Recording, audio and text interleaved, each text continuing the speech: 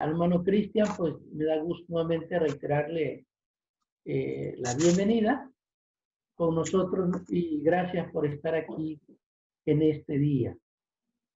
Vamos a empezar con una palabra de oración. Voy a invitar al pastor Eliezer Ramírez, que está Chihuahua, está en la capital del estado de Chihuahua, el estado más grande del país. Vamos a orar, hermano. Llévanos a Dios en oración. Oremos a Dios. Eterno Dios, gracias por un día más que nos distes y una semana más, Señor, que estamos acercándonos a la mitad. Y en esta hora, Señor, te pedimos que uses a tu siervo y a nosotros, Señor, como hijos tuyos. De igual manera, prepáranos para meditar y comprender el mensaje y la enseñanza que tú tienes para cada uno de nosotros. Gracias por el tiempo de tu siervo, Señor, y por el tiempo que nos prestas a cada uno de nosotros para poder recibir este mensaje de aprovechamiento para nuestro conocimiento, Señor, y poder, Señor, aclarar el mensaje tuyo, Señor, y expandir tu reino. Prepáranos, Señor, y usa a tu siervo en Cristo Jesús. Amén. Amén. Amén. Bien. Adelante, Cristian. Buenos días, hermanos. Muchas gracias. Un gusto saludarles en esta última sesión. Obviamente el tiempo para platicar este tema es muy breve, como ya se habrán dado cuenta. Hay muchísimo más que decir, mucho que discutir. Y bueno, yo solo quisiera que si dejamos dudas, si dejamos inquietud, si lográramos despertar en algunos temas un deseo de seguir investigando, se habrían cumplido los objetivos de estas pláticas, ¿no? Quiero reiterar al pastor Ramón, al pastor Isaac, la deferencia que han tenido con un servidor para invitarme a compartir con todos ustedes. Todos sean bienvenidos, la mayoría de la Iglesia Presbiteriana y otros invitados, todos sean bienvenidos. Bueno, la profecía del Antiguo Testamento tiene una continuidad en el Nuevo. El Nuevo Testamento está atento a mostrar esa continuidad. Primero porque todos los evangelios y las cartas están citando constantemente palabras de los profetas, a veces con la frase expresa para que se cumpliese lo que fue dicho por Isaías, por el Salmo, por Jeremías, etc. Otras veces solamente citando explícitamente, transcribiendo de la Septuaginta un pasaje de los profetas hebreos, y otras ocasiones de manera implícita, aludiendo a las situaciones y al contexto. Pero no solamente eso, especialmente diríamos que con Jesús vemos el cumplimiento del mensaje de los profetas. Aquí habría que pensar en un pasaje clave que está en los 3 sinópticos y que es la subida al monte, probablemente el Tabor, la transfiguración. Porque ahí hay 2 personajes, Elías y Moisés, que antes de que la Biblia se llamara Biblia, antes de que usáramos ese término, lo que se iba formando de la colección era la ley y los profetas. Por supuesto, también Moisés fue el gran profeta, pero además es el legislador. Entonces Moisés es el representante de la ley y Elías de los profetas, y están al costado de Jesús, a los costados de Jesús, y Jesús al centro. Ahora bien, quien se transfigura es Jesús, no ellos. ¿Cómo aparecen ellos? Pues eso será reflexión de otro momento. ¿Revivieron, no revivieron, eran simbólicos? El mensaje del pasaje es el mismo. La ley y los profetas tienen en Cristo su cumplimiento. Apuntaban hacia Cristo, eran tipología de Cristo, teológicamente y la revelación en tanto que, dada en la categoría de la historia, la revelación crece y culmina en Cristo. Necesariamente el Antiguo Testamento no es completo sin Cristo. Hay un museo de la Biblia en Washington. La sección que explica el Antiguo Testamento es muy interesante, muy grande. Tiene muchos recursos.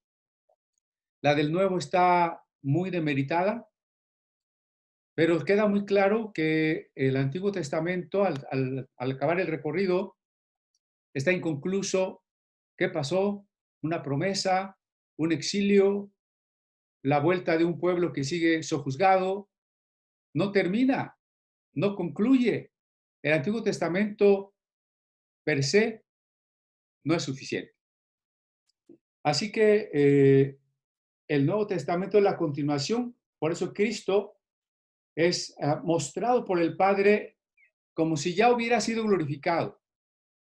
Jesús, cuando está en Palestina, está en su anonadamiento, en su condición humana, en su cuerpo mortal, pero el Padre les permite a 3 discípulos mirarlo como será en la gloria.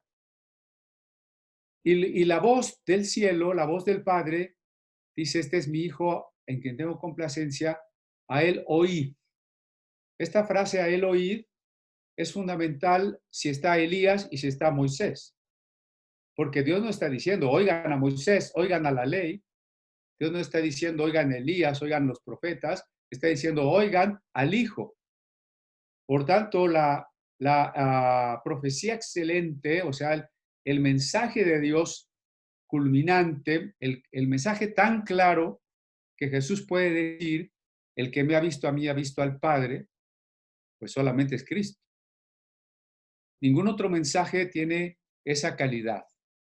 Por eso todo lo que hemos de interpretar de cualquier pasaje tiene que culminar en qué nos dice acerca de Cristo. Ahora que van a estudiar una teología no fundamentalista, van a ver que a muchos les escandaliza que haya pasajes del Antiguo Testamento que no son literales y que nunca pretendieron serlo. Lo que pasa es que los leemos con una mentalidad positivista. No es que la filosofía los distorsiona porque entendemos que no son literales, es que estaban distorsionados por una filosofía positivista. Pero lo importante de cada pasaje, literal o no, es que de cualquier manera lleva un mensaje que debe culminar en Cristo, y siempre tenemos que preguntarnos eso: ¿qué nos dice acerca de Cristo? ¿Cómo nos hace comprender y crecer en el conocimiento de Cristo? Si no, pues los pasajes no tienen sentido, ¿no? Ahora, Jesús mismo entonces es también presentado como el nuevo Moisés, en cuanto que Moisés es símbolo del gran profeta. Recuerden el Deuteronomio, el Señor levantará otro profeta, a él escuchen. Mayor que Moisés, aunque Moisés fue tan grande porque vio a Dios cara a cara, ningún profeta había visto a Dios cara a cara. Entonces, cuando entramos en el Evangelio, resulta que Jesús, en el Sermón de la Montaña, a la manera de Moisés en el Sinaí, entrega la nueva ley. Ya no es Moisés y el decálogo sinaítico, es Jesús y el Sermón de la Montaña con la nueva ley de Cristo para los discípulos. Ya no es el maná que Moisés les brindó en la peregrinación por el desierto. Ahora es Cristo multiplicando los panes y los peces. Un relato que está en los 4 evangelios, incluso a veces en cada evangelio está 2 veces. ¿Por qué? Porque hay muchos pasajes que nos están mostrando precisamente cómo Jesús es el nuevo Moisés. Este Jesús resplandeciente del monte que baja, no lo van a ver todos resplandeciente en el momento, pero baja para sanar a los enfermos, para liberar a los endemoniados. Y finalmente, como Moisés levantó la serpiente en el desierto, Jesús es levantado en la cruz para que de manera ya eficaz, verdadera y única, todo el que le mira con fe no se pierda, mas tenga vida eterna. También David, además de Elías, Moisés y David, fue también símbolo profético. El Nuevo Testamento incluso llega a decir, David siendo profeta, dijo el Señor a mi Señor, siéntate a mi diestra, lo que probaba la ascensión de Cristo. David, en tanto que profeta, había construido una tienda para el Arca de la Alianza que no era igual que la tienda de Moisés. La tienda de Moisés estaba cerrada y al lugar santísimo solo podía entrar el sumo sacerdote una vez al año. Mientras que la tienda que prepara David para el arca da cabida frente al arca, junto al arca, a los levitas cantores y al pueblo que puede mirar el arca, que puede presentar sacrificios, que puede cantar, que puede danzar enfrente del arca. Entonces hay este contraste. El tabernáculo de David es la paradoja. El de Moisés es la paradoja. Dios está entre los hombres, eso quiere decir el arca, pero es inaccesible. Esa es la paradoja. En el tabernáculo de David, Dios está entre los hombres y el camino está abierto. Por eso la liturgia es diferente. La liturgia, en el caso de Moisés, es toda ritual de sangre. En el caso de David, es una liturgia de adoración. Y por eso no es de sorprender que primero de Crónicas 25 insista por más de 4 ocasiones en que los músicos que fueron puestos frente al arca estaban allí para profetizar. Para profetizar. Y si nosotros, creo que ya algo de eso habíamos dicho, ¿no? O sea, encontramos a Saúl, que a su vez se encuentra con una compañía de profetas que vienen danzando y tocando instrumentos. Si Eliseo pide un talledor de arpa mientras el Espíritu Santo le inspira, si David es un profeta, compositor de salmos, creador de instrumentos, si los cantores que él escoge para que se dediquen exclusivamente a la tarea musical son profetas, entonces encontramos una vinculación muy interesante por muchos aspectos. Primero, Hechos capítulo 15 dice que cuando se reúne el concilio de Jerusalén, la discusión sobre si hemos de guardar la ley o no se resuelve cuando Jacobo dice la profecía de Amós. Profecía otra vez. Profecía de Amós. Restauraré el tabernáculo de David que está caído. Pero en el momento en que Jacobo está diciendo eso, el templo de Jerusalén está en pie a unas cuadras de distancia. Pero no le importa eso a Jacobo. Jacobo habla de otro tabernáculo, el de David. Y ese tabernáculo, en el contexto de Hechos, es la iglesia. El cumplimiento de un tabernáculo de David restaurado es la iglesia, que en las palabras de Amós da cobijo a los pueblos gentiles. Y así se resuelve un problema teológico sobre la ley. Pero entonces eso nos hace pensar que el modelo de la iglesia no es Moisés, sino David. ¿Por qué? Porque el tabernáculo de David estaba abierto. De ahí, pues, relacionamos inmediatamente Mateo cuando dice que al momento que Jesús expira, el velo se rasga de arriba abajo, y la carta a los Hebreos es muy clara, que el cuerpo de Cristo fue el velo rasgado que nos abrió un camino a todos para que hoy, conforme al postulado protestante del sacerdocio universal, todos podamos, según Hebreos 4, entrar confiadamente hasta el trono de la gracia. Los querubines, que son el receptáculo de la gloria, son el trono de la gracia. Todo creyente puede entrar confiadamente al trono de la gracia por el camino nuevo y vivo que el cuerpo de Cristo nos ha abierto. Por eso la iglesia es el modelo del tabernáculo de David. Y por tanto Jesús, a la pregunta de la mujer samaritana, cuando le dice, me parece que tú eres profeta, noten, tú eres profeta, ¿dónde debemos adorar? ¿En este monte o en Jerusalén? Jesús le contesta, ni en este monte. Y uno diría, bueno, Jesús era judío, ahorita le va a decir que en Jerusalén, porque la ley, porque el Deuteronomio, porque Salomón. No, ni en este monte ni en Jerusalén. En espíritu y en verdad. La iglesia está llamada a adorar en espíritu y en verdad. Y es en espíritu porque es a partir del Pentecostés que nace la iglesia. Y la vida de la iglesia, si queremos que Cristo realmente viva la vida de su cuerpo, solo puede ser a través de la llenura del Espíritu Santo. Plenitud a través de la cual se manifiestan los dones de los que hablamos la sesión pasada. Entre ellos el don de traer mensajes de parte de Dios, el don de profecía. Pero quiero centrarme en el hecho de que la iglesia actual ha descuidado el ministerio musical, porque hemos cuidado el ministerio de la palabra. Para que alguien predique debe estudiar varios años, debe pasar unos exámenes. No a cualquier persona le damos el púlpito, pero a cualquier persona le damos la alabanza, porque muchos pastores son flojos, no quieren estudiar música, y pues no hay más que un joven medio recién convertido que apenas rasca la guitarra, pues que él toque. Y ese joven recién convertido no tiene doctrina, no tiene gusto estético, no tiene cultura.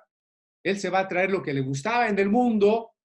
Allá le gustaba el rap, la salsa, la quebradita.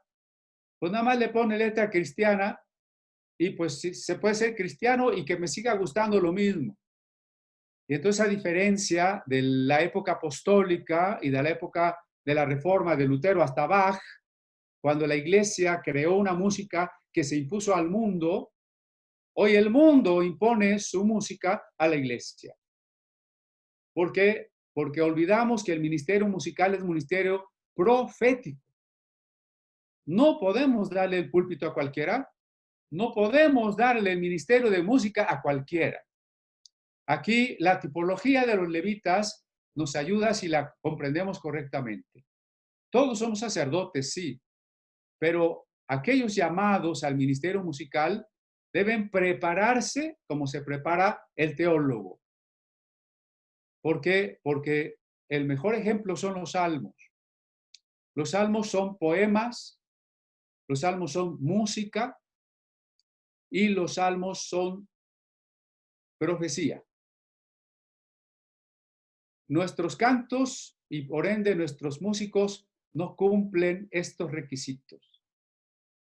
No son auténtica teología, profecía, mensaje profundo de Dios. No son. No son poema, son repetitivos, superficiales, a veces prosaicos o hasta herejes. Y tampoco tienen una música hablando musicalmente de una estructura rica. Simplemente también son, musicalmente hablando, repetitivos, superficiales, pop.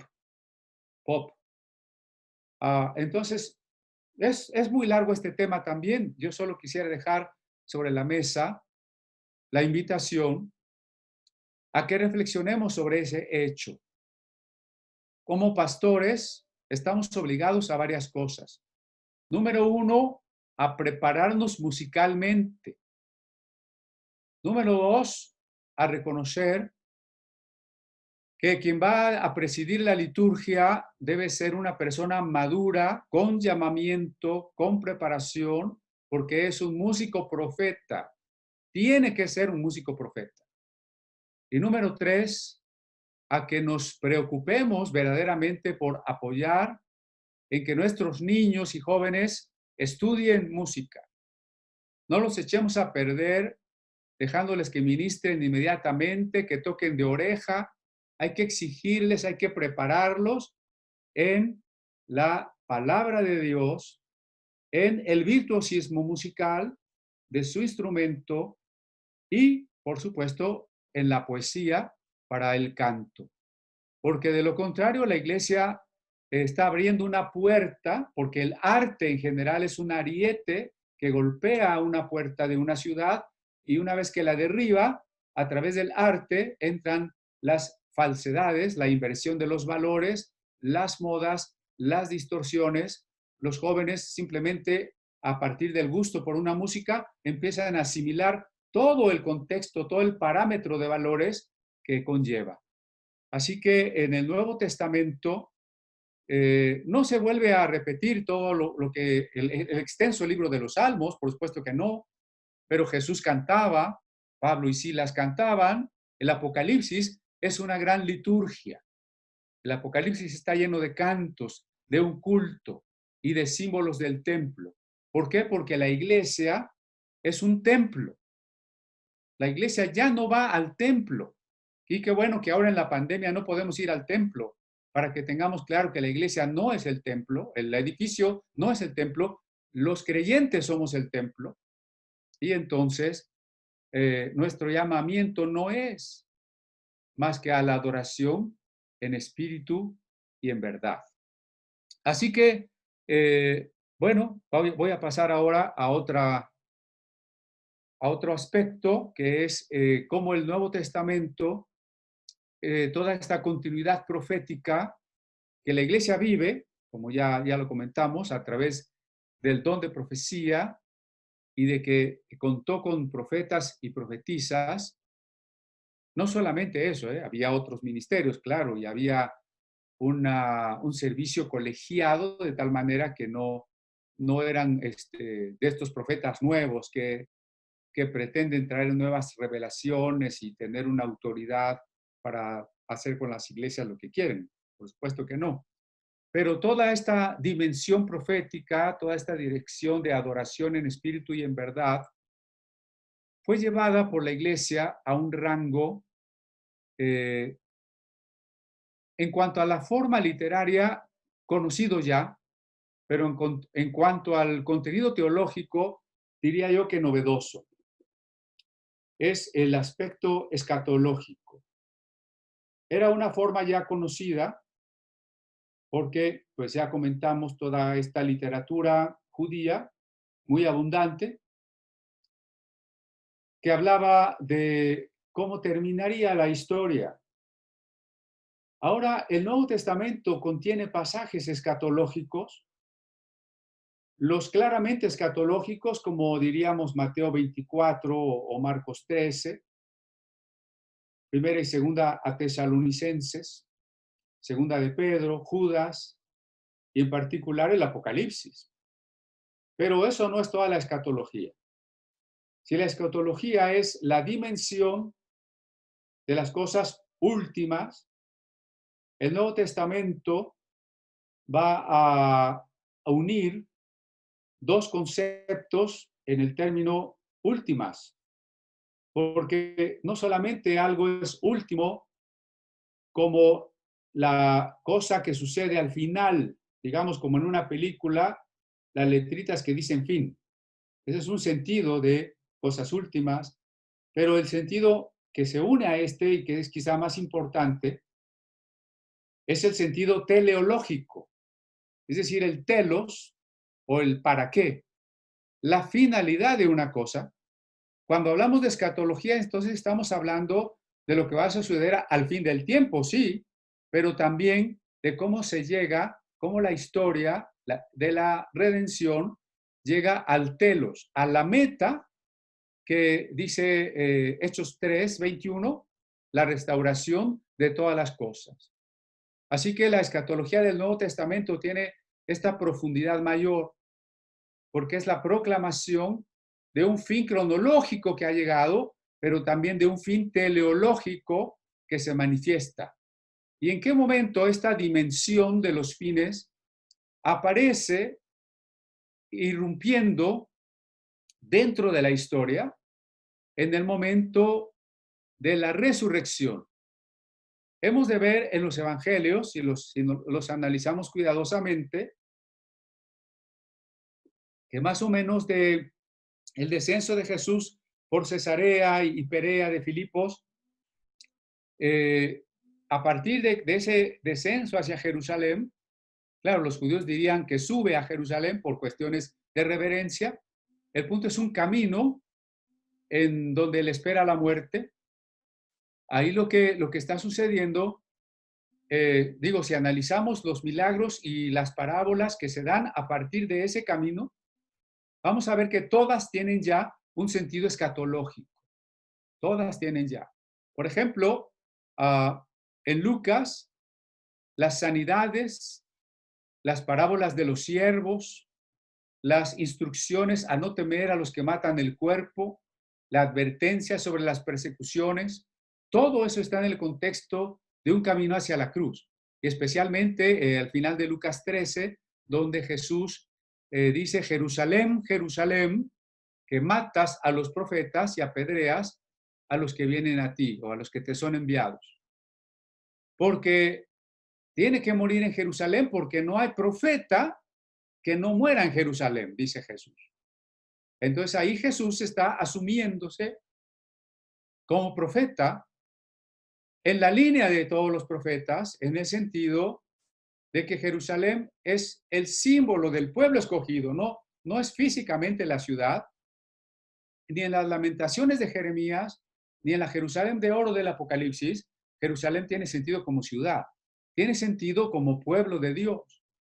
Allí es donde está representando que ha sido el pueblo elegido el que ha matado a todos los profetas, simplemente porque es a ellos a quienes Dios envió a los profetas, pero paradójicamente son también ellos mismos los que han apedreado, rechazado y asesinado a todos los profetas, y en particular, cuando Jesús dice esas palabras, a Juan el Bautista, que ha sido decapitado.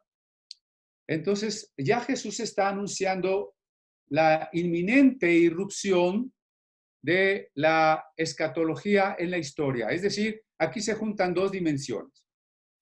La dimensión de la historia, del tiempo, espacio, esta dimensión que es sustancial a la existencia, especialmente en la filosofía del existencialismo, por ejemplo, en Heidegger, el ser y el tiempo es la dimensión sine qua non para la existencia del hombre, pero no se queda allí.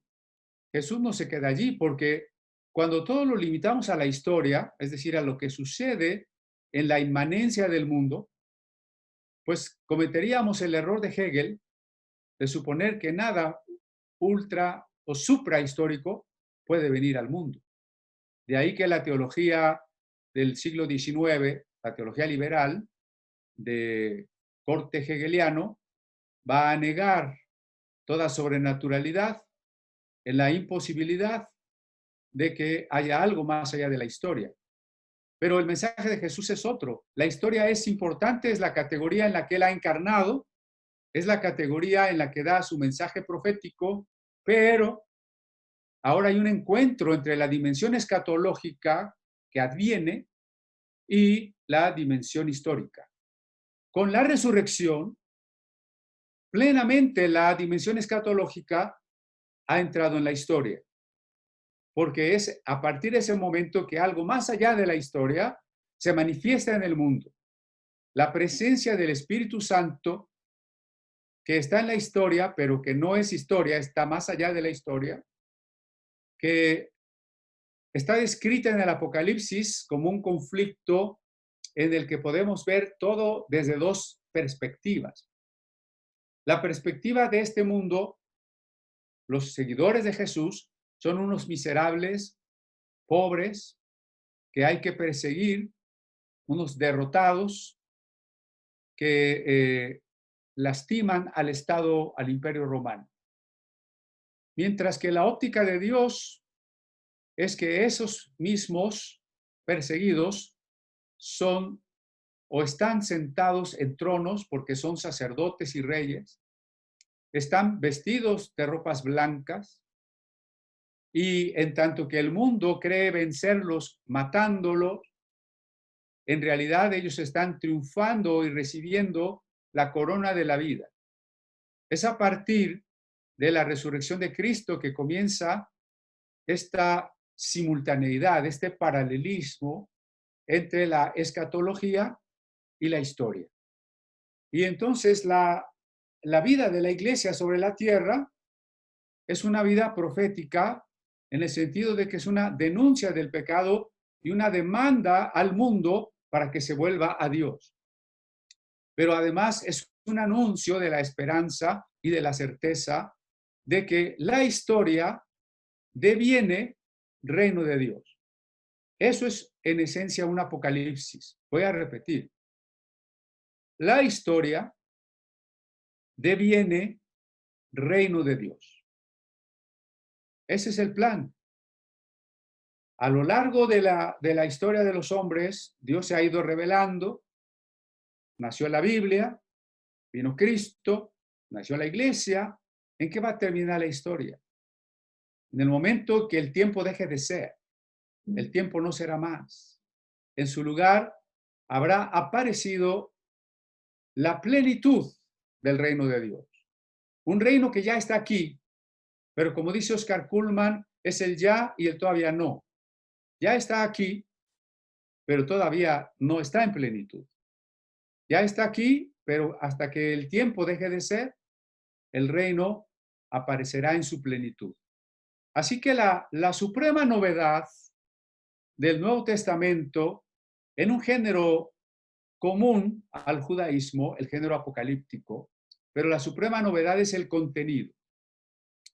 Esta unión del fin escatológico, cronológico con el teleológico tiene un portador del reino que es Jesús el Cristo. Ahí está la diferencia con cualquier apocalíptico intertestamentario o del Antiguo Testamento. El portador del reino, en quien aparece plenamente el cumplimiento de los fines, es Jesús el Cristo. Y es desde esa óptica donde tenemos que analizar los libros proféticos escatológicos. Ya hemos dicho desde la primera sesión, profecía no significa solamente hablar del futuro. Así que no toda profecía habla del futuro. En ese sentido, no toda profecía es escatológica. Toda predicación escatológica es profética, sí, pero no toda profecía es escatológica. O sea, digamos, escatología es un conjunto más pequeño, es un subconjunto del conjunto grande que es la profecía. Entonces, aquí vamos a enfocarnos ya, hablamos de la profecía hacia el pasado, como toda la profecía de los libros históricos y de los del exilio y post-exilio, que logran una identidad del pueblo de Israel, Dios recordándole quiénes son y cómo han sido llamados a un pacto. La profecía presente que vivieron y por la cual murieron los grandes profetas como Isaías o Ezequiel o Jeremías. Y la profecía escatológica que ellos abordaron en parte, pero que dio origen al nuevo género, que ya dijimos que no era lo mismo el género profético como Isaías que el género escatológico apocalíptico como el libro de Daniel. Daniel incluso no está en la sección profetas en el canon hebreo.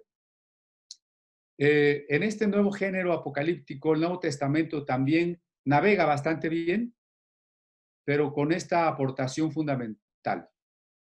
Tomo especialmente el Apocalipsis, ¿no?, de San Juan, el Apocalipsis de San Juan, porque como todo Apocalipsis es una filosofía de la historia y con más razón podríamos decir incluso con mayúscula, el Apocalipsis de San Juan es la filosofía de la historia, porque responde a las preguntas si la historia tiene un sentido, de dónde viene, a dónde va, en qué ha de terminar la historia. Pero además de eso, ha sido el Apocalipsis muy mal entendido. Primero porque se ha reducido a suponer que es profecía en el sentido de vaticinio. Y entonces la gente cree que hablar del Apocalipsis es equivalente a hablar de Nostradamus o de las profecías mayas del 2012 o cualquier otra predicción de Jane Dixon allá en los Estados Unidos, ¿no? No. El Apocalipsis no es un vaticinio, sino si es una filosofía de la historia, entonces el Apocalipsis es en primer lugar un recuento del principio y del final. Por eso es tan sorprendente ver el paralelismo de Apocalipsis con Génesis. Incluso el regreso de textos como Apocalipsis 12 a relatarnos la caída del dragón y de los ángeles que fueron derribados con él. O sea, Apocalipsis regresa a los orígenes. Pero por supuesto, Apocalipsis también irá a este final teleológico, cronológico del que hemos hablado. Pero en el ínter, el Apocalipsis es el retrato de esta simultaneidad de las dos dimensiones. La historia en la que la iglesia sufre, perseguida y miserable, y la dimensión escatológica en la que la iglesia es un reino de sacerdotes. Esta dimensión es todo el conflicto en el Apocalipsis. Recuerden que la apocalíptica nace por la gran pregunta, por el sufrimiento, en contraste con la espera de las promesas divinas. ¿Dónde está la respuesta de Dios si estamos sufriendo? Porque cuando uno está sufriendo, no ve más allá de la tormenta, uno no ve que al final puede haber una meta, puede haber un propósito, y la apocalíptica está allí para darnos la certeza, la paciencia de que el reino de Dios triunfa al final. Y esto, pues, obviamente también es el Apocalipsis de San Juan. Pero a diferencia de interpretaciones preteristas y futuristas, yo propongo otra interpretación del Apocalipsis. No es preterista porque no suponemos que el Apocalipsis ya pasó. Muchos intérpretes católicos piensan que el Apocalipsis ya pasó. El anticristo fue Nerón, la Babilonia fue la Roma, pero la pagana, el milenio fue la Edad Media, y pues la Iglesia Católica es ya el reino de Dios en el mundo. La teología liberal también piensa que la bondad del hombre triunfará muy al estilo de las ilusiones de los apocalipsis seculares, como Augusto Comte o Carlos Marx, que al fin de cuentas están esperando un milenio. Cuando el advenimiento del comunismo, todo será un milenio de paz. O Comte, cuando el orden y el progreso, el desarrollo de la ciencia dé a la humanidad el confort que necesita, estaremos en un milenio.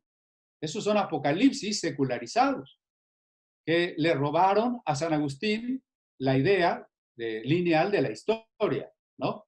Pero bueno, más allá de eso, el preterismo entonces ha querido ver al Apocalipsis como algo pasado. El futurismo está esperando un rapto de la iglesia, está esperando una gran tribulación, está esperando que los 4 jinetes y todo lo que dice allí venga, no ahora, sino que estará por venir. Pero el Apocalipsis tiene que ser un mensaje para la iglesia que retrata la condición de la iglesia, lo que necesita saber de su presente, de su pasado y de su futuro.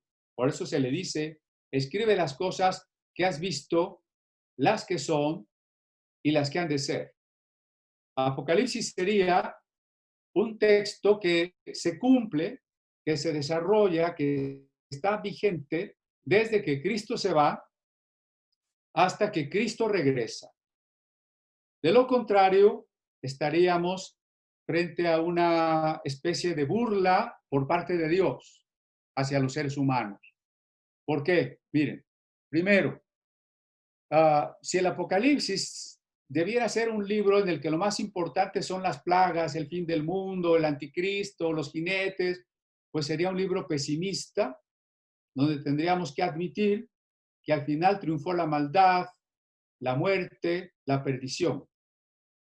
Y estamos olvidando que la palabra Apocalipsis significa revelación, y es el término tomado del incipit del libro, la revelación de Jesucristo. Entonces el Apocalipsis es una muestra, un desvelar quién es Cristo.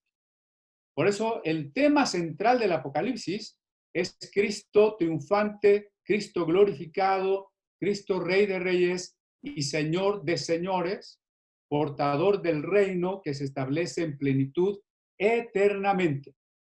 Ese es el tema de Apocalipsis. Todo lo demás es lechuguita alrededor, ¿sí? O sea, el tema de Apocalipsis es Cristo. Si los evangelios nos presentaron al Cristo que decidió anonadarse y humillarse, como dice Filipenses 2, Apocalipsis nos presenta al Cristo que ahora viene simbólicamente, por supuesto, en un caballo blanco, con una corona, como Rey de Reyes y Señor de Señores.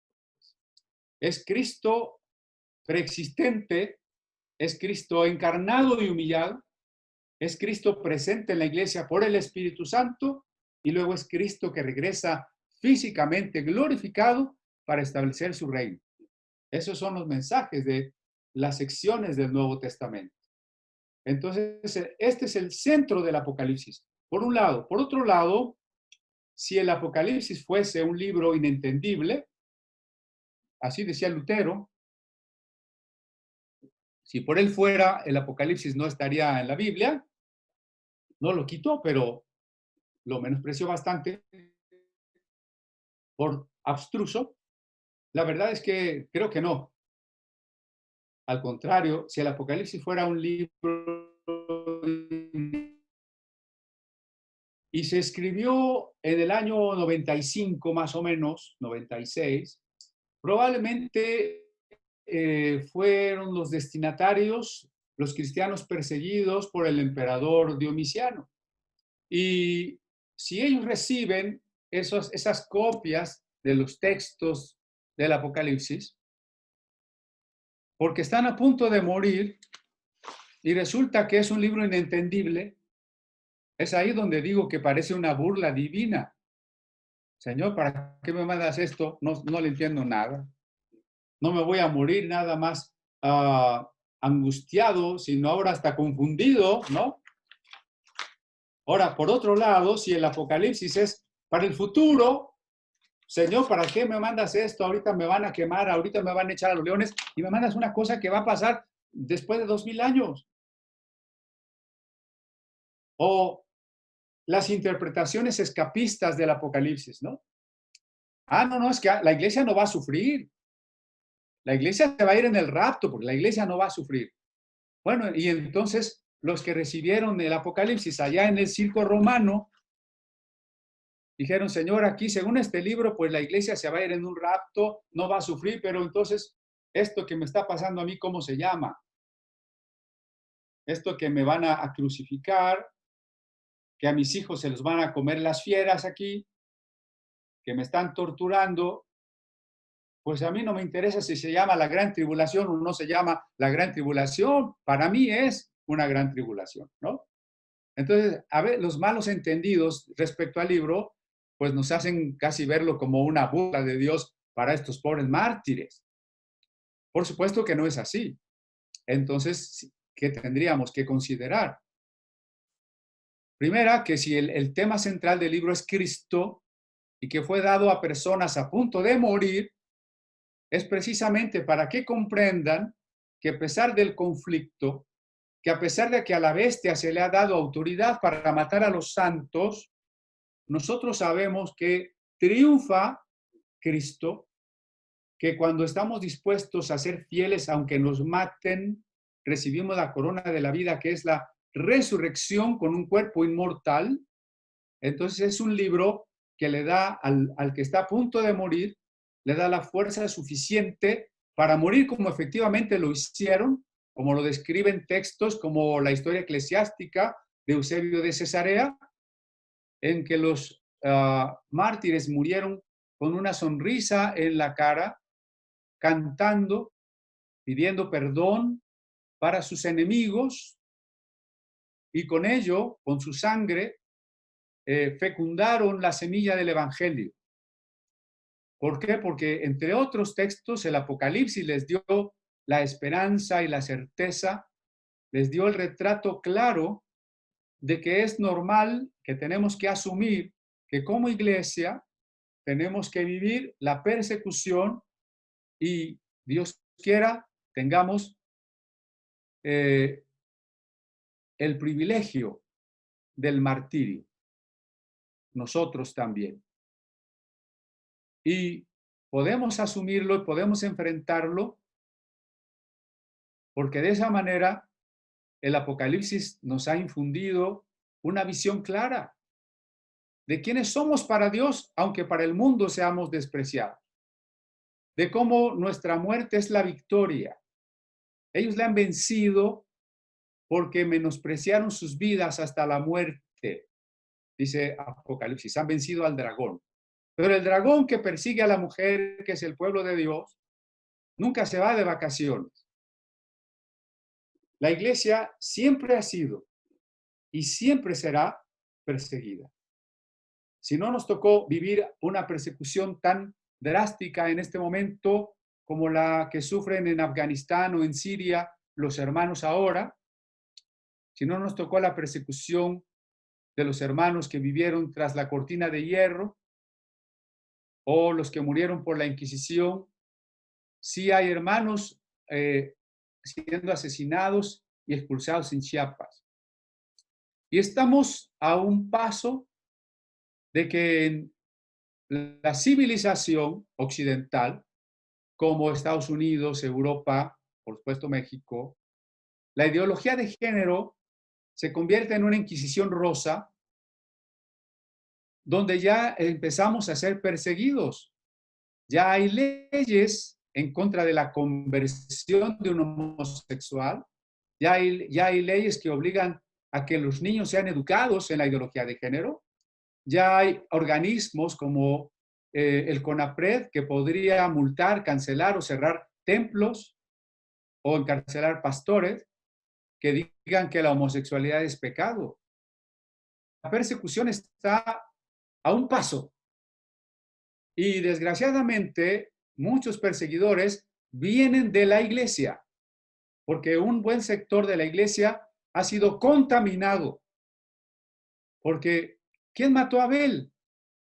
Otro adorador. A Abel no lo mató un ateo, a Abel lo mató otro adorador. Lo mató un hermano, lo mató Caín. Por eso dice Jesús, cuidado, vienen falsos cristos y vienen falsos profetas. ¿A dónde? Adentro de la iglesia. Cualquiera que piense que los mata hace servicio a Dios. Piensa que es para Dios que nos va a matar. Seréis llevados a las sinagogas. O sea, todo eso quiere decir que la persecución viene del sector eclesiástico principalmente, que nos condenará como retrógradas, como fundamentalistas, como radicales y como muchas otras cosas, como fanáticos. Por eso es importante que entendamos que estamos viviendo el Apocalipsis. No va a pasar en el futuro, lo estamos viviendo. La gran tribulación la ha enfrentado cada generación de la iglesia. Cada generación ha enfrentado su anticristo. Los cristianos que vivieron el predominio de Hitler, díganme si no fue un gran prototipo del anticristo Hitler, si no lo fue Nerón, que mató a Pablo, si no lo fue Domiciano, Marco Aurelio, Trajano, Diocleciano, si no lo fueron los papas que establecieron la Inquisición romana, la española y la novohispana. Cada generación vive su anticristo, cada generación vive en tribulación, cada generación tiene sus mártires, porque cada generación vive el Apocalipsis. Los 4 jinetes no van a venir. Los 4 jinetes han cabalgado sobre la humanidad por 20 siglos, porque 20 siglos ha habido anticristos, caballo blanco, 20 siglos ha habido guerras, caballo rojo, 20 siglos ha habido injusticia y hambre, caballo negro, y 20 siglos ha habido muerte, caballo amarillo. 20 siglos, cada creyente está sentado en lugares celestiales con Cristo, la visión de los 24 ancianos. 20 siglos Cristo está redimiendo a la creación, simbolizado este acto por el momento en que las escrituras enrolladas con 7 sellos son tomadas por el único digno de rescatar la propiedad, como Ruth fue rescatada por el único que podía ser su marido. Así también, el quinto sello del Apocalipsis, las almas de los degollados en el altar. Eso quiere decir todos los cristianos que han sido martirizados. Simbólicamente han sido ofrecidos en el altar de bronce de los sacrificios. Y su sangre, la sangre se derramaba al pie del altar de bronce. El Apocalipsis dice, la sangre es la vida es el alma. Sus almas están al pie del altar clamando, Señor, ¿hasta cuándo vengas nuestra sangre? Y dice Dios, espérense a que se cumpla el número de sus hermanos que han de morir como ustedes. Y luego tenemos también las aperturas, no solo de los sellos, sino los toques de las trompetas, el derramamiento de las copas, pero todo el Apocalipsis es como asistir a una galería de pinturas. Todas las visiones del Apocalipsis tienen un mismo mensaje. Aquí hay un error que se comete con mucha frecuencia. Querer leer el Apocalipsis como si lo que está en el capítulo 11 tiene que pasar después de lo que dijo el 10 y antes de lo que dice el 12. Eso no sucede ni con Isaías, ni con Ezequiel, ni con ningún libro, ni siquiera con Daniel. ¿Por qué suponemos que con Apocalipsis tenemos que interpretar como que cada capítulo está ordenado en el orden en que las cosas futuras van a pasar? No es así. El Apocalipsis en realidad es un conjunto de varias visiones que están vinculadas, pero que son independientes. Por eso digo, es como entrar a una galería. Aquí en México había una pintora de manzanas que se llamaba Marta Chiapa. Todos sus cuadros eran de manzanas. Bueno, si usted hubiera ido a una exposición, hubiera visto muchos cuadros, pero todos eran manzanas. Así es el Apocalipsis. Todas las visiones pueden ser distintas, pero el mensaje es el mismo. ¿Cuál es el mensaje esencial del Apocalipsis? Hay un conflicto entre el pueblo de Dios y Satanás, pero el pueblo de Dios tiene la victoria de Cristo. Esta tribulación dura 42 meses, o sea, la mitad de 7, un tiempo indefinido, pero que no es lo último, es solo indefinido. Así que una vez que ese tiempo termine, Cristo ha de retornar en una especie de cataclismo universal, en el que al mismo tiempo los creyentes, los justos, resucitarán con un cuerpo incorruptible. El mundo, las naciones serán juzgadas y resucitarán otros para condenación. Aparecerá esta tierra renovada, la creación será renovada, llamada nuevos cielos y nueva tierra, para que los cuerpos de los creyentes resucitados vivan una restauración de la creación del Génesis. Eso es el Apocalipsis. Todas las visiones nos van a decir lo mismo. Sea 4 jinetes cuya historia termina con un terremoto y el cataclismo de las estrellas y el sol, sea con una mujer que huye al desierto como el Israel que sale de Egipto, en donde Dios le protege hasta que es redimido plenamente, o sea la visión de toda la serie de plagas y el mundo pidiendo que las montañas le escondan de aquel que ha de venir y que todo ojo le verá, o la visión de la iglesia como 2 testigos en su misión profética y en su misión sacerdotal, que han de ser asesinados hasta que el Señor los resucite. Y así, todas las visiones, como en un caleidoscopio, que cada vez que le damos vuelta, cambian las figuritas, pero no los espejitos, los vidrios siguen siendo los mismos. Todas las visiones del Apocalipsis son los mismos elementos de estas cosas esenciales que he dicho. Pero la forma pictórica, la pintura con palabras, los judíos no pintaban con pinceles, era idolatría para ellos, los judíos pintaban con palabras. El Apocalipsis es un libro de pinturas y cada pintura es un recurso para mostrarnos, para confirmarnos este mensaje central de que el conflicto es la historia que deviene reino de Dios. En el momento en que el fin cronológico coincide con el fin teleológico en la persona de Cristo. Y entonces, ese fin teleológico, con ello termino para dar lugar a las preguntas, ese fin teleológico es la culminación del amor divino, porque la esposa, que es la iglesia, se une al esposo en esta otra figura de las bodas del Cordero, o esta figura de la Jerusalén que desciende para las bodas. El punto es que Cristo y su iglesia se unen en intimidad profunda y eterna en un matrimonio. Este es el cumplimiento de muchas cosas. Primero, ¿para qué creó Dios el mundo? Para entregárselo al hombre. ¿Y para qué creó Dios al hombre? Para que el hombre disfrutara del amor de Dios y le amara. ¿Y cuándo se cumple esta razón de ser de la creación?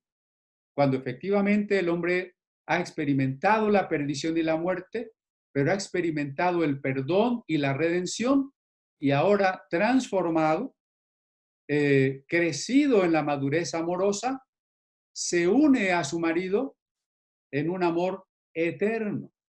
Y entonces, efectivamente, el propósito de la creación se ha cumplido. El propósito de toda profecía se ha cumplido. Y entonces, 1 Corintios 13 tiene su clímax. Entonces, la ciencia se acabará, porque ya lo sabremos todo. Las lenguas cesarán, porque la comunión con Dios será absoluta, y la profecía se acabará. Ya no necesitamos mensaje. Y solo permanece el amor. Bien, hay un comentario, no sé si quieres abundar, que lo decías en el momento de que ahora con la pandemia hemos aprendido a que la iglesia no es el edificio. Lo hemos dicho siempre, pero no lo habíamos aprendido como debiera, ¿no? Es decir, siempre se ha afirmado que la iglesia no es el templo, que el cuerpo de Cristo, y nosotros hablamos de la iglesia visible e invisible, ¿no? Que la iglesia se hace, aunque la iglesia militante, la que está en la tierra como nosotros la vemos, se hace invisible en la semana, porque se va en el mundo. Aquí hay algo que comenta un hermano, para tener ese contexto, un poquito, que está diciendo que es importante este punto que acaba de mencionar Cristian, porque aún ahora hay pastores y diferentes confesiones cristianas que urgen a sus feligreses a volver a reunirse porque dicen que a distancia se atenta contra la figura de la iglesia, que se debe congregar, pues a distancia no representa al cuerpo de Cristo. ¿Quieres abundar en algo más ahí, Cristian? Claro, miren, no es la primera vez en la historia que la iglesia no se puede reunir. Ha habido muchas épocas. La iglesia de Jerusalén fue dispersa a pocos meses o años de ser creada. Y por casi, pues del año que es 67 al 313, la iglesia no tuvo en muchas ocasiones libertad de reunirse. Apenas unos poquitos en la montaña, en las catacumbas, en una casita, o realizando su último culto en las mazmorras de las cárceles romanas. Lo mismo sucedió en cualquier otra época de la persecución de los cristianos. Los hermanos valdenses terminaron huyendo a las montañas piamonteses, escondidos. Algunos tuvieron que arrojarse a los despeñaderos para que no los aprendiera la Inquisición. Otros vivieron años en la cárcel inquisitorial. Obvio, no se podían reunir, igual que Pablo, que estuvo años en cárceles, no podía ir al culto. Y pues ahora, en estas persecuciones de los hermanos que en Rusia, en China, se reunían a escondidas en pequeños grupos, Casiodoro de Reina fue uno de los pastores de la iglesia chiquita, esos conventículos que se reunían en casas en secreto para estudiar la Biblia, cuyo nombre fue arrancado por medio de torturas a Julián Hernández, resultado en el auto de fe de Sevilla de 1562, murieron alrededor de 800 hermanos que se reunían en casas en secreto, no se podían reunir. O sea, no es la primera vez en la iglesia ni será la última que por una cosa u otra, que no importa cuál sea, no nos podemos reunir como quisiéramos.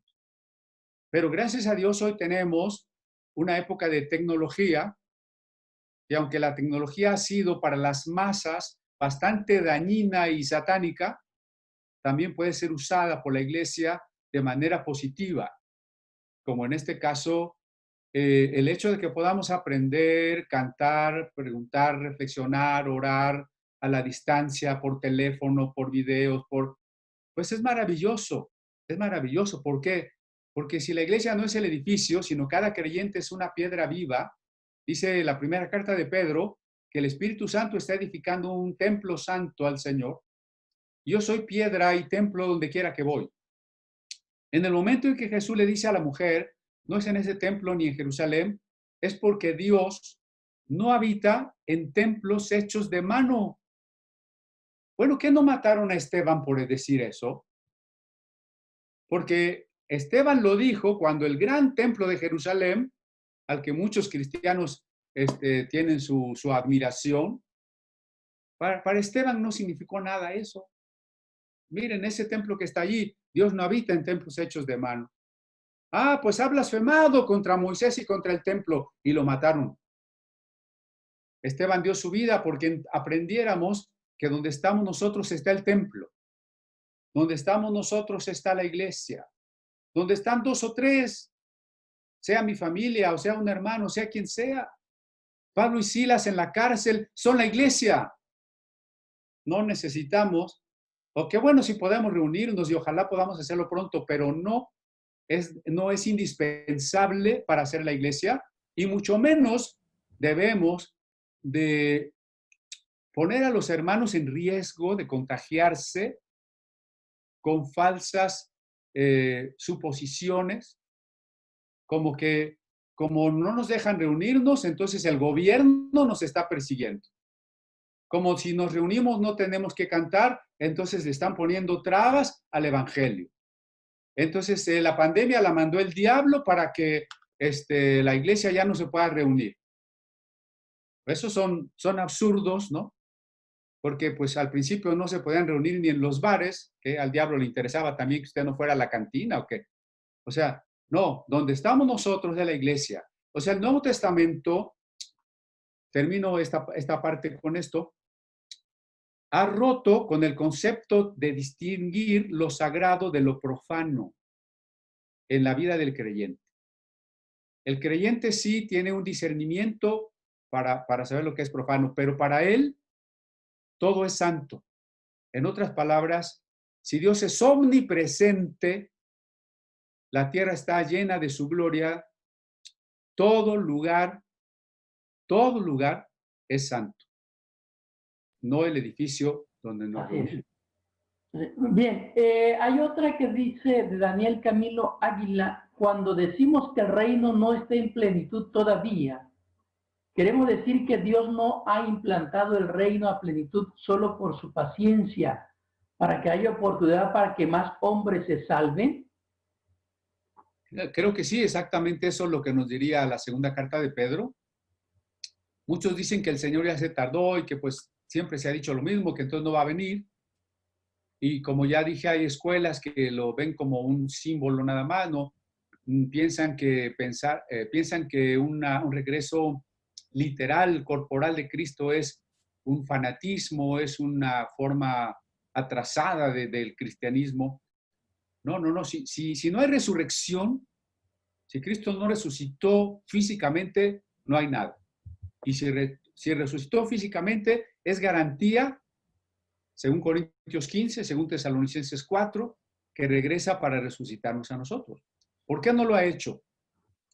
Si Jesús lo hubiera hecho hace tiempo, pues qué bueno hubiera sido en este sentido de que la gente no le cabría la menor duda de que Él es el camino, la verdad y la vida. Pero entonces usted y yo tal vez ni siquiera hubiéramos nacido, y si no hubiéramos nacido, no hubiésemos sido sujetos de vida eterna. Si el Señor no hubiera dado más tiempo, millones de seres humanos no hubieran llegado a existir, y muchos de esos millones no hubiésemos llegado a creer. Así que por eso Dios sabe perfectamente cuánta duración le va a dar a la historia, a fin de que, en un sentido que, lo digo en términos amplios, el número de los elegidos se complete. Eres más presbiteriano que muchos presbiterianos siguiendo la línea agustiniana. Aquí viene una pregunta que dice, ¿se puede hablar del pastor Ramón, se puede hablar de cristología evangélica proyectada a renovada en una cristología apocalíptica?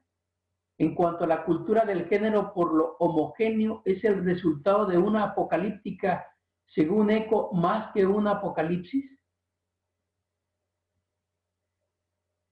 Está difícil la pregunta. Voy a ver si la comprendí, hermano Ramón. Si no, usted me corrige, por favor. Miren. Son dos preguntas.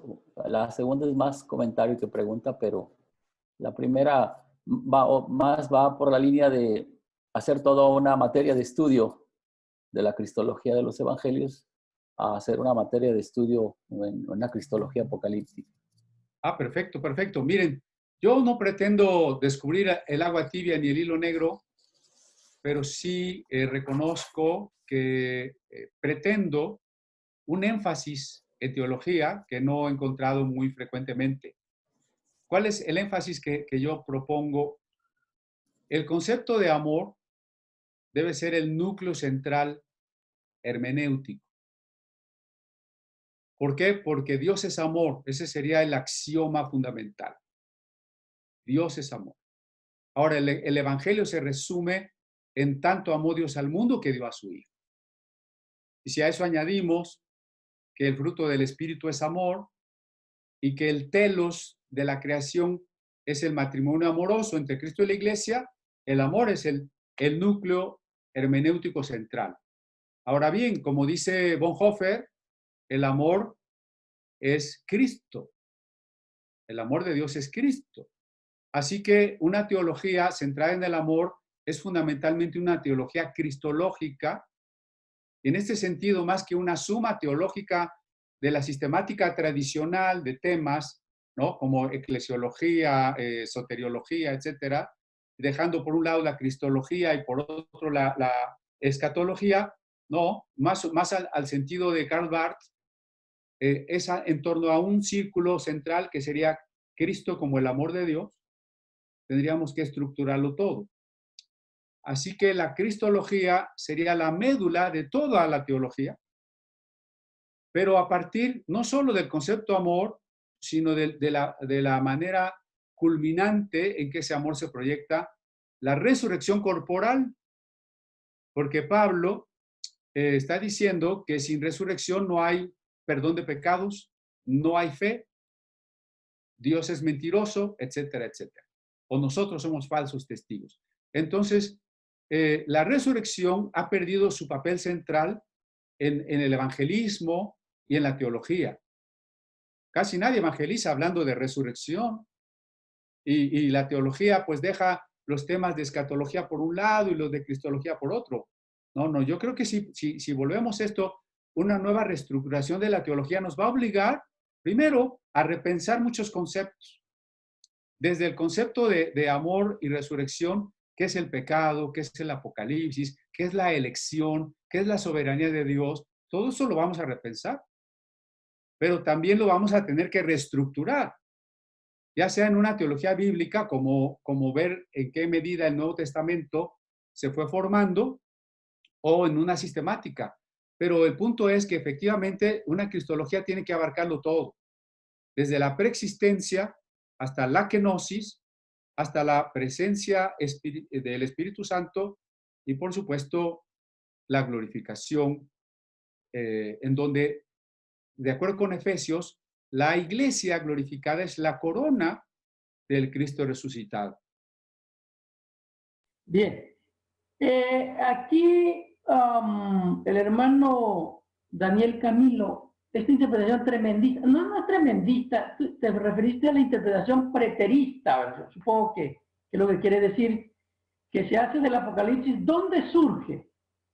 ¿Tiene algún propósito definido? Si gusta, hermano, a ver, externe su pregunta, porque, a ver, externela, abra su micrófono. Sí, interpretación tremendista, como lo es. Sí, yo creo que esa surge más de la ignorancia, porque, bueno, recibimos la Biblia y la Biblia tiene el Apocalipsis, pero la mayoría de creyentes cuando lo lee no conoce de la época en que se escribió, no conoce el género judío que había en ese entonces, a veces no conoce mucho más del texto sagrado, porque el Apocalipsis recurre directa o indirectamente a muchos pasajes de la Biblia, sin los cuales no se puede entender. Y entonces cuando no se conoce, digamos, este principio teológico, teleológico, cuando no se conoce el género, cuando no se conoce o no se interpreta la Biblia, como diría Lutero, ¿no? Cuando la Biblia no es su propio intérprete, y en especial en el Apocalipsis, entonces hacemos teorías descabelladas. Yo diría que es el libro más mal interpretado de todos, en el que más diversidad de interpretaciones hay. Pero estas maneras tremendistas son como una forma de ser morbosa que ya traemos. No solo en el mundo religioso, también en el mundo secular, popular. Toda la gente visita todas las películas y videos y artículos que hablen del fin del mundo. Parece que a la gente le encanta eso, ¿no? O sea, sería innumerable los vínculos que podríamos encontrar de teorías sobre el fin del mundo. Y a la gente le encanta. La película más taquillera se llamó 2012, ¿no? O sea, una película de tempestades, terremotos, catástrofes. Este morbo, la gente no se quiere morir, pero tiene un morbo por el fin del mundo. En el aspecto no popular, sino académico, ya mencioné los apocalipsismos filosóficos secularizados, y por supuesto en el mundo religioso también está el plano popular, donde los hermanos siempre están queriéndole poner fechas al rapto, siempre quieren saber el mapa de la gran tribulación, siempre están viendo noticias a ver si ya se va a reconstruir el templo de Jerusalén, y todo ese tremendismo del que nos hablas, pues es resultado, por un lado, de la ignorancia, que no nos deja saber que Cristo es el centro y el amor que debería movernos a ver el Apocalipsis como una carta de consuelo del amado, y por otro lado, a este morbo paradójico que un filósofo teólogo suizo, Denis Diderot, mencionaría como: queremos la muerte con tal de que no la confesemos.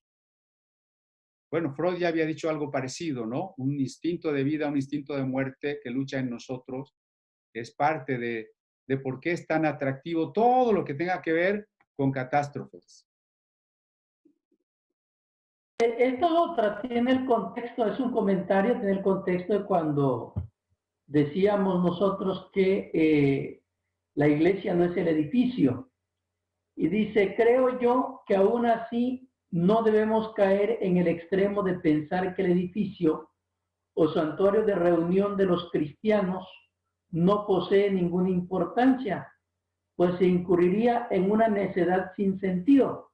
Es decir, que es sano establecer un sano balance en este respecto. Es como caer en el extremo de pensar que los edificios de una universidad no son importantes y que los estudiantes universitarios son solamente la universidad. Claro, bueno, los edificios son importantes, pero no son sagrados. Gracias a Dios por los edificios que tenemos. Ahí guardamos nuestras cosas, tenemos banquitas muy cómodas, micrófonos y todo tenemos, ¿no? Pero eso no quiere decir que sean sagrados. Simplemente el templo, el tabernáculo, el templo de Salomón, cualquiera, no albergaba gente. El templo de Salomón no tenía bancas. La gente no entraba allí. Solo entraban sacerdotes y eso nada más a oficiar y se salían. El templo bíblico no es un lugar de reunión. La gente está afuera. Si acaso en el atrio, en tiempos de Herodes, pero no, el templo no es el lugar de reunión. Eso hay que tenerlo claro. Por otro lado, cuando nos reunimos, lo importante es la reverencia porque Cristo está entre nosotros, es la reverencia a lo que vamos a hacer, es la reverencia a su palabra, es la reverencia que merece el que yo le cante y le diga que le amo. Esa es la reverencia que importa, no la del lugar, porque esa misma reverencia tendríamos que guardar si la reunión es en el campo, o es en una casa, o es en un salón de fiestas, o es en el edificio que llamamos templo. Eso no tiene la menor importancia. Sí es importante por comodidad, por utilidad. La reverencia es importante en cualquier lugar porque es el momento que hemos escogido como momento sublime, como momento íntimo, pero no por el lugar. El lugar no tiene nada que ver. Y si hemos caído, tengo que decirlo claramente, hemos caído en idolatrías del lugar. Hermanos, que aquí en el templo no nos saludamos, allá afuera. Es que aquí en el templo no se puede hacer tal o cual cosa. Es que acá al frente está el altar. ¿Cuál altar? Altar es donde se ofrece un sacrificio. ¿Acaso tenemos en los templos lugares donde se ofrecen sacrificios? Y en las iglesias pentecostales es peor, porque el púlpito es como el lugar santísimo. Solo el pastor puede subir, las mujeres no, ni a barrer, ni a barrer. Entonces, cuando le damos esa idea, ese carácter sacralizado a objetos, ya no salimos del espíritu del Nuevo Testamento, del principio de Jesús. La adoración es en espíritu y en verdad.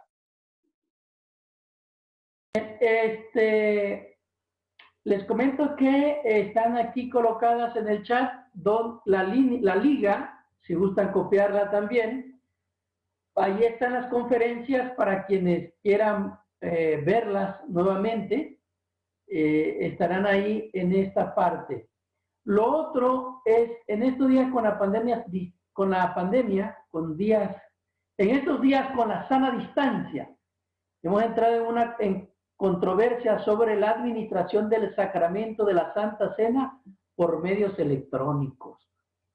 Entonces, se ha generado una controversia hoy día, porque hay pastores que han dado la Santa Cena en línea, hay otros que no lo han hecho no porque no quieran, sino porque a veces el liderazgo no quiere.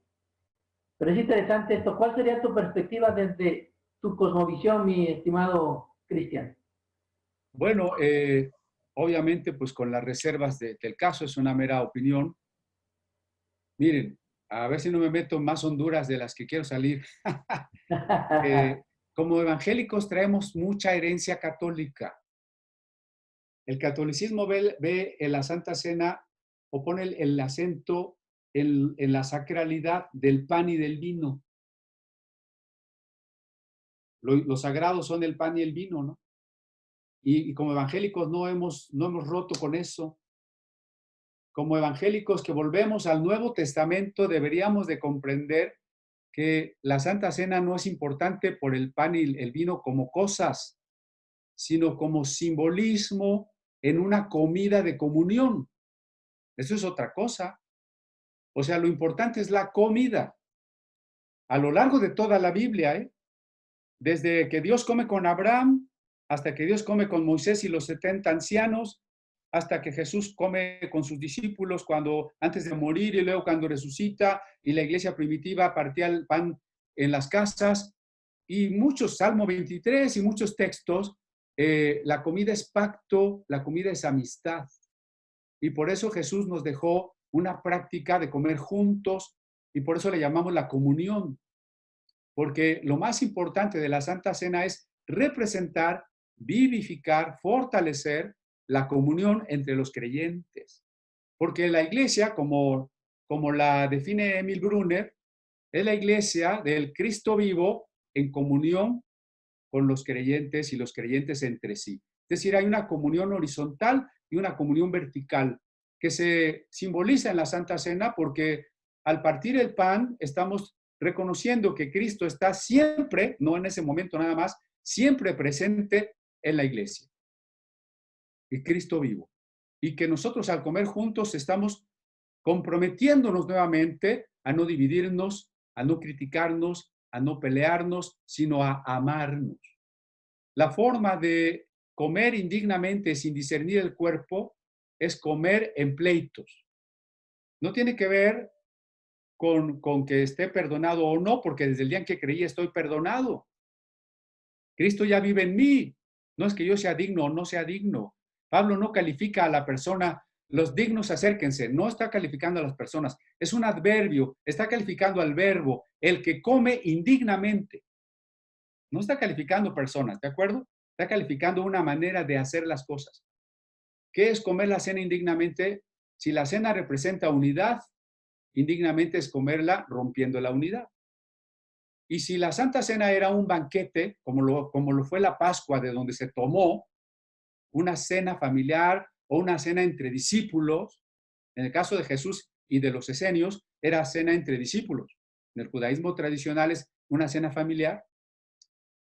Entonces, si la iglesia no está reunida, yo no vería mucho caso en hacer la Santa Cena, porque no es en todo sentido una comida de comunión. Ahora, bueno, a reserva que todos los conectados pudieran más o menos mirarse, escucharse, un poco como estamos haciendo ahora, y tomáramos el pan y el vino al mismo tiempo, pero no en la superstición católica de que el pan y el vino me van a dar una bendición que no tengo si no la tomo. Porque es como el sobreentendido, ¿no? La gente quiere tomar la Santa Cena porque hace mucho que no la toma. Oye, ¿y qué te va a dar la Santa Cena? Pues una bendición. ¿Y cuál bendición? ¿Cuál bendición que no tengas si no la tomas? Pues no saben qué decir, pero esa es la idea, ¿no? Como en la película del crimen del padre Amaro, que la señora esa se roba una hostia para darle a su gato que está enfermo, ¿no? Entonces a veces suponemos que llevarle la Santa Cena al enfermo, al hermano, pues en algo le va a ayudar. No, eso no tiene que ver. O sea, si la celebráramos, aunque fuese a la distancia, en el entendido de una comida comunitaria simultánea de amistad, es posible, pero no como algo mágico, no como que el pan, o sea, cada quien tiene su pan en su casa, así una conexión por Zoom, cada quien tiene su pancito, entonces el pastor lo bendice y a la distancia ya mi pan se vuelve sagrado y mi vino se vuelve sagrado. No, Jesús no está diciendo eso. Cuando Jesús dio gracias por el pan y por el vino, simplemente lo que significa es que repitió la oración judía que dice gracias por el pan, gracias por el vino. No hay ninguna oración mágica de a partir de que suene la campanita, este pan ahora no es pan común, se ha convertido en una maravilla que me va a dar las bendiciones de Dios. Es otro tema muy amplio, por eso decía que me voy a meter en más honduras, pero pues solo para dejar allí inquietudes, ¿no? Vamos a cerrar aquí, van a quedar algunas preguntas ahí o comentarios. Pues por eso es importante conocer historia de la iglesia también, ¿no? La evolución histórica de la iglesia y todo este tema. ¿Alguna bibliografía que quisieras recomendar, Cristian, finalmente, además de este tema bueno, que has dado muy bien el tema de profecía? ¿Tendrías alguna bibliografía para recomendar?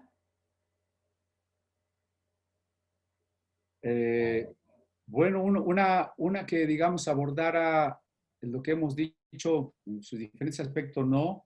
Yo creo que habría que pensar en varias. desde una perspectiva de interpretaciones de Apocalipsis a lo largo de la historia, el Fondo de Cultura Económica publicó un libro que se llama Los Apocalipsis y los fines del mundo. Es un repaso desde los apocalipsis judíos hasta los literarios actuales. Es muy bueno. En el caso de la resurrección de Cristo, hay un libro que se llama así, La Resurrección, bastante extenso. A ver si ahorita, si me dan un segundo, lo traigo para que vean la portada. Libros de Apocalipsis que interpreten algo un poco menos tradicionalista, pues hay uno que se llama El Apocalipsis leído a los cristianos. Búsquenlo con el título porque no sé ahorita el autor. El Apocalipsis leído a los cristianos. Por ejemplo, esos, ¿no? Si quieren ahorita en lo que oramos, lo tengo aquí a la mano, traigo el de la resurrección para que lo vean. Ok, pues muchas gracias. La cena como sacramento, que no es el tema, por eso no quiero meterlo, porque es el tema de profecía.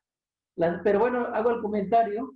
La cena como sacramento tiene su horizontalidad en cuanto a la comunión entre hermanos, pero también contiene la verticalidad, que es una memoria redentora y redentiva, y es un principio reformado muy importante. Bien, ahí lo dejamos, Cristian. No nos resta más que decirte muchas gracias por el tiempo que tú has dispuesto para estar con nosotros. Iván Adame te dejó aquí un saludo diciendo que gracias por tus aportaciones. Muy interesante exposición, muy completa. Gracias, profesor Cristian. Saludos, estimados conciervos. Y se retiró de la reunión.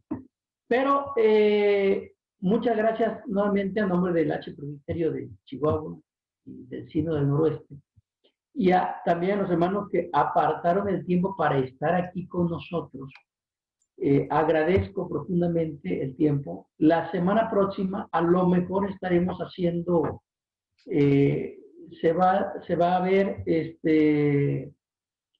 un poquito a lo mejor la forma en que se va a mandar el link sea distinto, pero igual va a ser sin costo para que lo tengan presente, que es el título de las conferencias del mes de octubre es Hacia una teología reformada no fundamentalista.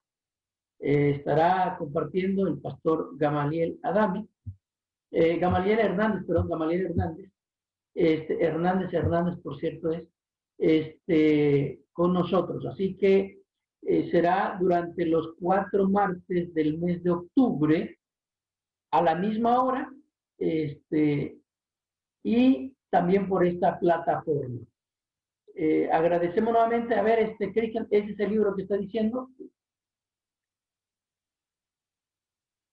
Es Wright. La resurrección del Hijo de Dios de Wright. Bastante extenso, como pueden ver. Sería interesante, por ejemplo, ¿no? Bien, muchas gracias. Muchas gracias. Y agradecemos nuevamente la presencia de todos ustedes. Invito al pastor Ramón que nos despida con la última oración. Gracias, hermano. Extendiendo nuestra gratitud y deseándoles lo mejor, amados hermanos. Muchas gracias por su compañía. Pastor Cristian, una vez más, muchas gracias. Y esperando que nos puedan acompañar en las siguientes exposiciones de enriquecimiento ministerial.